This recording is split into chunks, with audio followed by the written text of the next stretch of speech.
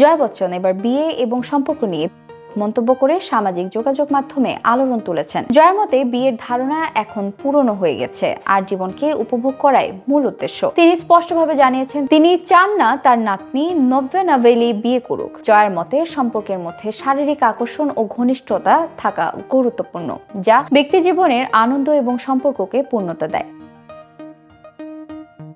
অমিতাভ বচ্চনের সঙ্গে জয়ার প্রেম ও বিয়ের গল্প আলোচনার কেন্দ্রবিন্দুতে রয়েছে। জয়া স্বীকার করেছেন প্রথম দর্শনেই তিনি অমিতাভের প্রেমে পড়েছিলেন, যদিও অমিতাভ হয়তো এটিকে তার জীবনের সবচেয়ে বড় ভুল বলতে পারেন। জয়া বলেন তিনি তা শুনতে চান না। জয়া আরো বলেন, পুরনো ক্ষত কুড়িয়ে কি আনন্দ পাবেন? আমি গত 52 বছর ধরে বিবাহিত, এর চেয়ে বেশি ভালোবাসতে পারবো না।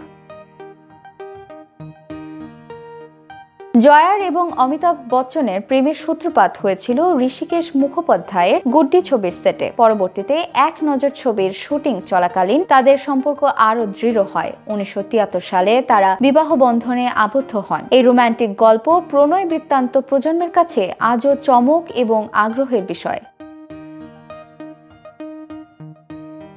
জয়া বচ্চনের এই প্রকাশ্য বক্তব্য শুধু ব্যক্তিগত জীবন নিয়ে নয়, বরং সামাজিক দৃষ্টিকোণ থেকেও আলোচনার জন্ম দিয়েছে। তিনি বিয়েকে প্রথাগত বাধা হিসেবে দেখেন না, বরং সম্পর্কের আনন্দ, স্বাধীনতা ও সংহতির অংশ হিসেবে তার গুরুত্ব দেন। তার সরল ও সোজাসাপটা মনোভাব দর্শক এবং মিডিয়ার দৃষ্টি আকর্ষণ করেছে।